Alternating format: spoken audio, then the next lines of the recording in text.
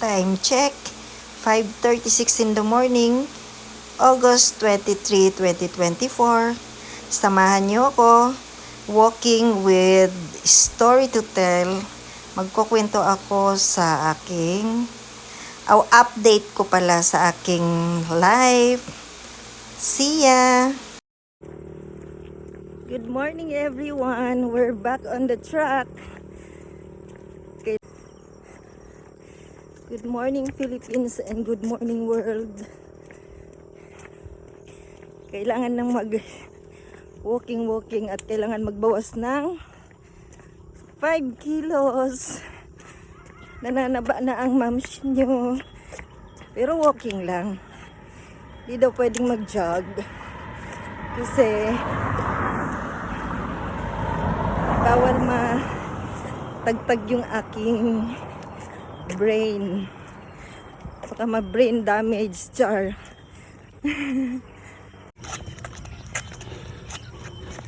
Alam mo, okay yung balikat, padundag-dundag.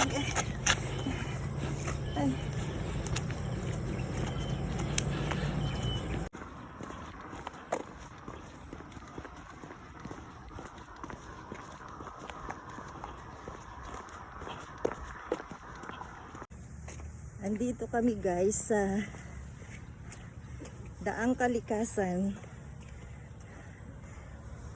Dito kami dati palagi. Pero since nung naoperahan ako last year January,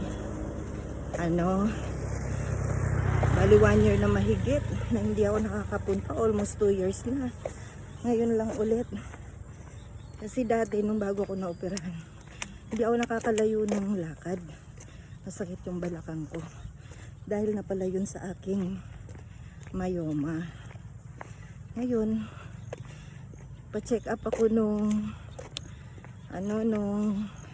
Tuesday.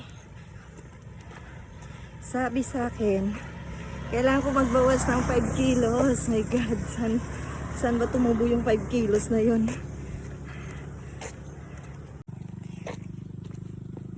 Kasi sa tulad ko na mayroong MS, hindi daw dapat mataba. Kasi pag nahihilo, mas lalong mahirap. Pag mataba, makolesterol. Tsaka update ko pala kayo guys. Regarding dun sa, yung sa shoulder ko na yung fracture. 30% na siyang heal. Tapos kaya lang hindi ko pa kasi siya yung parang maiangat. Ganyan lang siya. Tapos yung 6 na exercise ko, 3 times a day siya. Tapos nag-hot compress din ako. Pero wala talaga siyang pagbabago. So nung Tuesday ng umaga, may appointment ako sa aking ortho.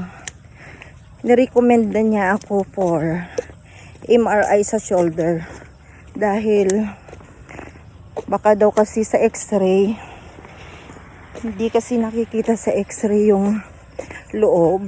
So hindi niya alam, baka nung na-aksidente kami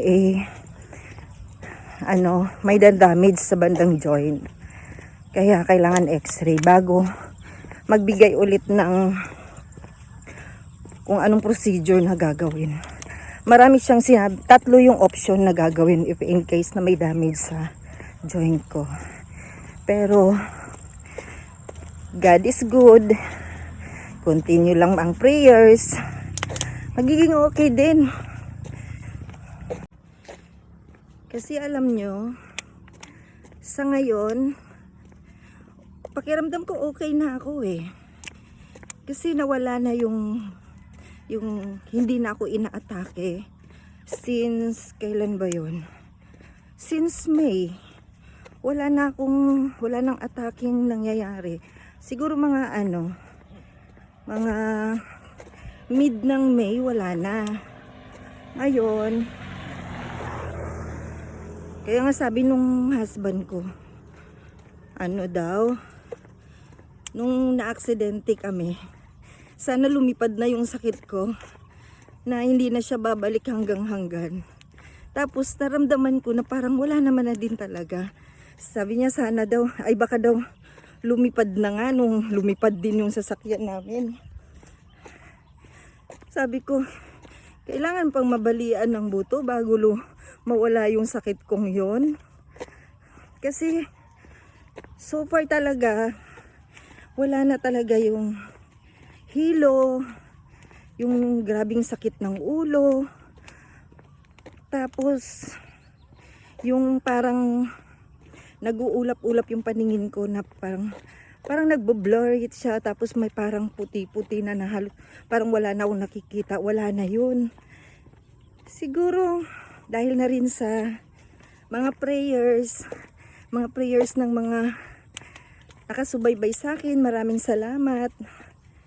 Ngayon, kaya ko nang maglakad. Dati, ang dali kong mapagod. As in, ang dali kong mapagod talaga. Tapos, pag umaatake, mga 4 hours akong nakahiga lang. Hindi ko kayang bumangon. Tapos, pikit ko lang yung mata ko dahil wala rin naman ako nakikita. Hindi, pikit ko lang yung mata ko. Tapos, tubig lang ng tubig. Basta ngayon, pakiramdam ko at alam ko, okay na ako. Yun, mayroon lang kaming isang test na hinihintay. Pag halimbawa negative yun, wala pang update, matagal daw talaga yun. Yung sa lupus ko, thank God, negative. Tapos, yung sa brain ko pala, yung latest na MRI ko, yung March na MRI, may dalawa akong bukol sa sa ulo. Pero nung tiningnan naman, hindi naman siya cancerous. So, under monitoring siya since March. Tapos nag-MRI ako ulit nung June. Isa na lang. Kung yung dating dalawang bukol ko is 1.2 cm. Ngayon, 0.8 na lang at saka isa na lang. Tapos under monitoring ulit, monitor ulit. Di bali nang pabalik-balik, basta mawala lang talaga sana siya. At saka lagi kong pinagpipray na gusto ko sana maging okay ako. At gusto ko talagang kumilos ng normal. Kasi nagpapabigat sa akin ngayon itong balikat ko eh. As in, nahihirapan akong kumilos. Pero pinipilit kong maging normal. Hindi na ako nahihilo. Sarap ng pakiramdam. Parang bumabalik yung dati. Ay, thank you Lord.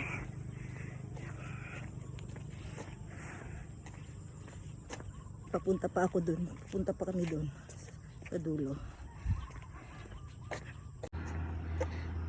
Layo na nung aking kasama. Siya kasi nagja-jog talaga. Ako walking lang talaga. Hindi pa pwedeng jogging. At hindi pwedeng matagtag ang bukol. At least 0.8 cm na lang. Sana mawala na siyang tuluyan. Kasi yun yung nagbabother talaga sa akin. Oh my dog. Pawis na ako. Pawis na. Sarap.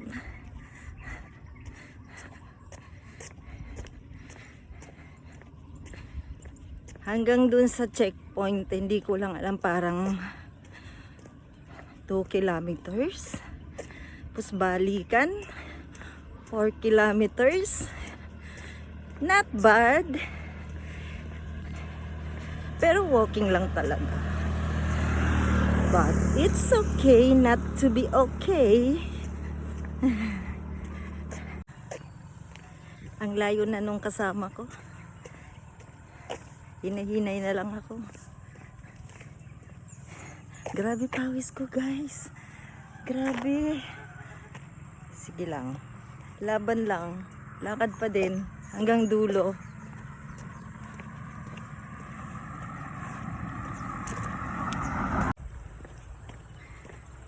Pabalik na kami dun sa kung saan namin pinark yung car.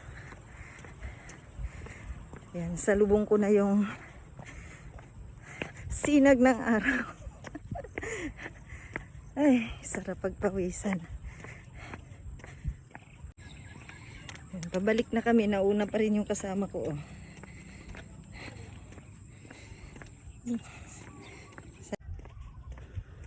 Time check is 6:51. Wala pa kami sa kalahati para bumalik.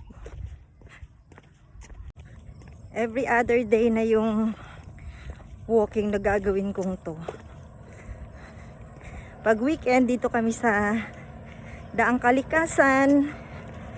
Kasi may magdadrive sa akin. Tapos, pag weekdays naman, doon na lang ako banda sa amin, palakad-lakad sa gilid ng bukid. Alam nyo na, bukid is life. Kaya, sana within a month, mabawasan ako ng kahit. Goal ko talaga 3 kilos ang mabawas sa akin sa isang buwan. Let me check. Hindi pwedeng skip ng meal. Bawas lang siguro ng rice. More on gulay. Saka ulam. Saka binawal naman. Wala naman na akong mga junk foods eh. As in, mga lutong bahay balik ulit. Nakakakain ako minsan ng mga pagkain sa mga restaurant pag hindi ako nakabaon. Kaya siguro less rice, huwag mag-skip ng meal. Yun, meriendang konti kasi bumana talaga ako ng pagkain noon dahil para kako pag nahihilo ako may lakas ako, hindi pala pwede gano'n. Ano ba yan? Dahil mabagal ako, sinundo na ako. Tawid na ako. Nauna siya sa akin eh.